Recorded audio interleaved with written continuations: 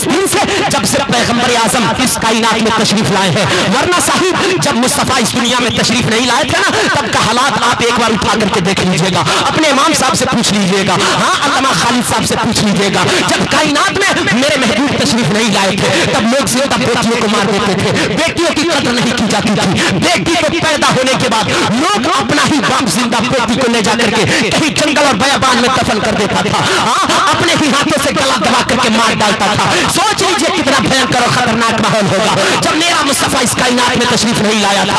उस वक्त अपना ही बाप बेटी को मार करके फख्र महसूस करता था। हाँ साहिब, ये उस दौर की बात कर रहा हूँ जिस दौर की मेरे महबूब इस कायनात में तशरीफ नहीं लाए थे। आज सोच लीजिएगा साहिब, आज भी अगर बाप बेटी पैदा क्यों नहीं करना चाहता है, मेरी बातें उधर जाएगी, लेकिन थोड़ी देर मैं आपसे ठहर करके बात करना चाहूंगा। हाँ, जब मेरा मुस्तफा तशरीफ नहीं लाया था, तब लोग ज्यादा बेटियों को मारते थे, जिंदा बेटियों को दफनाते थे। और आगे मैं बढ़ के बात करूं तो उस वक्त किसी बाप की इज्जत नहीं की जाती थी, माओ की इज्जत नहीं थी। हाँ, लोग शराब को बिल्कुल पानी की तरह पिया करते थे। हाँ, जुआ को आम समझ लिया करते थे। हाँ, उसको कोई गलत काम नहीं समझते थे। साहिब, यहाँ तक के तारीखों में आता है कि लोग शराब के नशे में अपने माओ के साथ जिना करने पर मजबूर हो जाते थे। हाँ, अगर किसी का शौहर मर जाता था तो बीवी को कमरे में बंद कर दिया जाता था, उसे मनहूसा कहा जाता था, या तो उसका सर का बाल मूंद करके जानवरों पर घुमाया जाता था। साहिब, सोच लीजिए ना कितना भयंकर और खतरनाक माहौल होगा।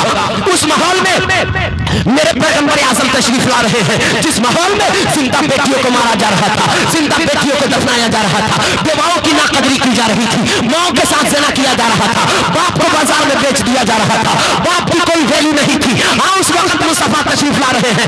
लाने के बाद क्या देख रहे हैं यार, ये बेटियां जो रब की रहमत होती है, लोग इसे ही मार रहे हैं, अपना ही बाप इसे कत्ल कर दे रहा है, अपना ही बाप जिंदा इसे दफना दे रहा है। तब मुस्तफा ने मक्के की जमीन पे खड़े होकर के कहा था, ए लोगों सुन लो, ये बेटियां मारने वालों तुम सुन लो, ये बेटियां रब की रहमत होती है, इस बेटियों को ना मारो, ये बेटियां मारने वाली चीज नहीं है, ये बेटियां सुहागन बनाने वाली चीज है। मुस्तफा ने कहा था, ये बेटी अगर बाप के घर में पैदा होती है तो बाप के लिए रहमत होती है, और जब बेटी की शादी एक बाप करा देता है तो शौहर के लिए रहमत हो जाती है, और जब यही बेटी मां बन जाती है तो अल्लाह इसी के कदमों में जन्नत डाल देता है। हाँ, ये बेटी का मकाम है। मुस्तफा ने पूरी कायनात की आंखों में आंखें डाल करके कहा था, लोगों ये बेटियां मारने वाली चीज नहीं है। अगर सोच लीजिए, इनकलाब अगर उस वक्त मुस्तफा नहीं लाते तो आज बेटियों की जिंदगी, अगर आपके घरों में बेटियां मुस्कुरा रही है ना, तो फिर याद कर लीजिएगा, इसमें कमाल आपका नहीं है, कमाल मदीने वाले मुस्तफा का है। हाँ, वरना आज अगर बेटियों की जिंदगी सलामत ना रहती ना, तो फिर हम शादियों का लुत्फ कैसे ले पाते, किससे हम निकाह करते, हमारी शादियां किससे होती। अगर आज बेटियों की जिंदगी जीने का हक अगर मुस्तफा नहीं दिलाता तो बताइए कि हम शादियों का लुत्फ कैसे लेते, हमारी जिंदगी में बहारें कैसे आती, हम निकाह किससे करते। लेकिन साहिब, मैं पूछना चाहूंगा, उस वक्त मदीने वाले आका के आने से पहले लोग जिंदा बेटियों को आखिर क्यों मारते थे? इसी डर से मारते थे ताकि कोई मेरा दामाद न बन सके, कोई मेरा मेहमान न बन सके। हाँ, इसी खौफ से लोग जिंदा बेटियों को मार देते थे, अपना ही बाप बेटी को कत्ल करता था और मक्के की जमीन पर सर उठा करके चलता था, लोगों से कहता था, लोगों मुबारक हो, मैंने आज तक 5 बेटियों को कत्ल कर दिया है। कोई कहता था, मुबारक हो, मैंने अब तक 10 बेटियों को कत्ल कर दिया है। इस तरीके से लोग बहादुरी, अपना बहादुरी जताते थे, फख्र महसूस करते थे, मुआशरे में सर उठा करके चलते थे, कहते थे मैंने 10 बेटियों को मार दिया है। कोई कहता था 15 को मैंने कत्ल कर दिया है, कोई कहता था मैंने 20 को कत्ल किया है, तो फिर कोई कहता था अरे तूने 20 को कत्ल किया है तो क्या कमाल किया है, मैंने 40 बेटियों को कत्ल कर दिया है। इस तरीके से लोग फख्र महसूस करते थे। लेकिन आज क्या बात है, आज बेटी को रुखसत की जा रही है, इज्जत से शादी कराई जा रही है। आज हर बाप बेटी से प्यार कर रहा है, 20 साल तक कलेजे से लगा करके पालता है, 18 साल तक एक बेटी को कलेजे से लगा करके पालता है। पालने के बाद जानते हो 18-20 साल के बाद उसे 10 लाख उसकी शादी में लगा रहा है, 5 लाख उसके शादी में लगा रहा है। हाँ, अगर 6 लाख देना पड़ रहा है, एक बाप देता है मगर इज्जत से बेटी की शादी करा रहा है, 10 लाख देता है मगर बेटी की शादी करा रहा है, 15 लाख देता है मगर बेटी की शादी करा रहा है। तो हर करके मैं आपको बताना चाहूंगा, आखिर क्या बात है। एक बाप से पूछना, यार एक दौर था कि लोग बेटियों को मार देते थे, आज तू भी बेटी को मार सकता था, तेरा 5 लाख बच जाता। आज तू भी बेटी को कत्ल कर सकता था, तेरा 10 लाख बच जाता। और एक दौर था लोग बेटियों को मार देते थे ताकि कोई मेरा दामाद ना बन सके, आज तू 10 लाख भी दे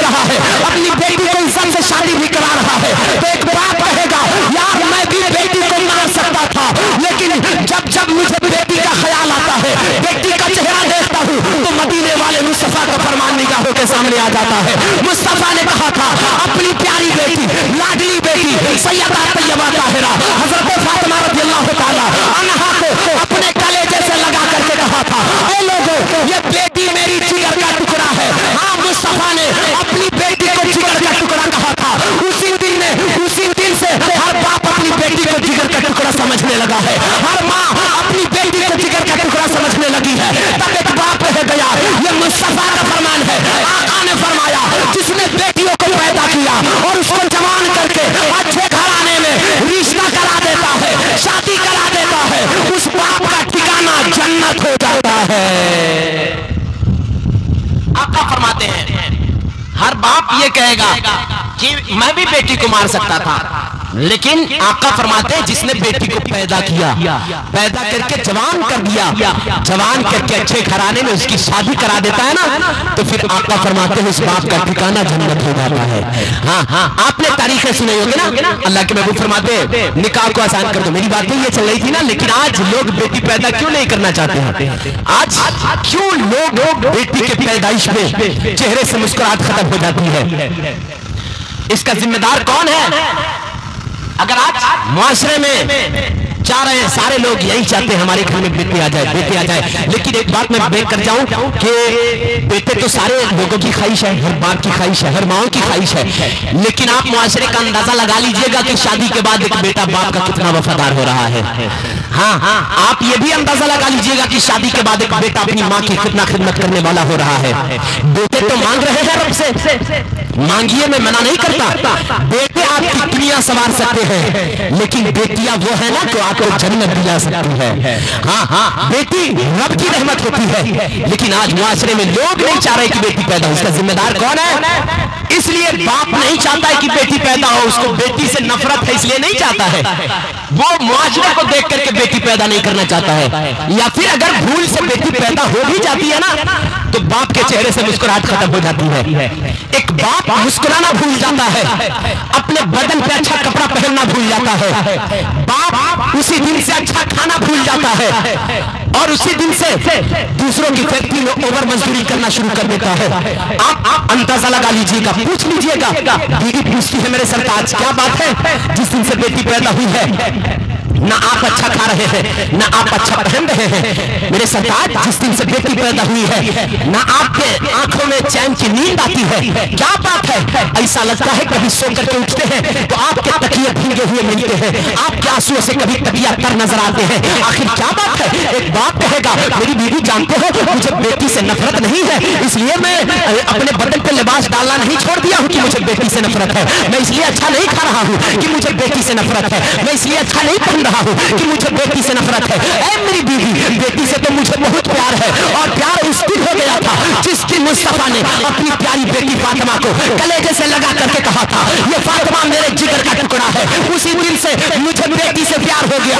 لیکن بیوی میں آنے والی اور قوم کے امیر بھکاریوں کو میں دیکھ رہا ہوں، میری نظر جا رہی ہے، اس قوم کے شادیوں پہ نظر جا رہی ہے، کبھی چوراہوں پر جہیز دیکھتا ہوں، کبھی شادیوں کے مہنگائی دیکھتا ہوں، کبھی شادیوں کے خرچے دیکھتا ہوں کہ آج شادیوں میں 10 لاکھ لگائے جا رہے ہیں۔ اے میری بیوی مجھے ٹینشن ہے کہ آج تو بیٹی کو پرورش کر دوں گا، بیٹی کو کھلا پلا دوں گا، 18-20 سال کی جب یہ جوان ہوگی تو لوگ بیٹی کے شادی میں مشکل کریں گے، ہمارے پاس 10 لاکھ کہاں سے ہوگا کہ میں اپنی بیٹی کے لیے داماد تلاش کروں گا، ہمارے پاس 15 لاکھ کہاں سے ہوگا کہ اپنی بیٹی کے لیے دولہا ڈھونڈوں گا، ہاں ہمارے پاس زمین کہاں ہے میری بیوی کہ جب بیٹی جوان ہوگی اس کے لیے رشتے لے کر کے آؤں گا۔ یاد کر لینا صاحب، آپ غریب باپ کو رلانے والوں، ہاں اگر اللہ نے آپ کو پیسہ دیا ہے، آپ کو مالدار بنایا ہے تو اپنے امیری کے بنیاد پر کسی غریبوں پہ ظلم نہ کرنا۔ اگر اللہ نے آپ کو پیسہ دیا ہے تو سن لیجئے گا، صرف اللہ نمازوں سے راضی نہیں ہوتا ہے، روزوں سے راضی نہیں ہوتا ہے، حج و زکات سے راضی نہیں ہوتا ہے۔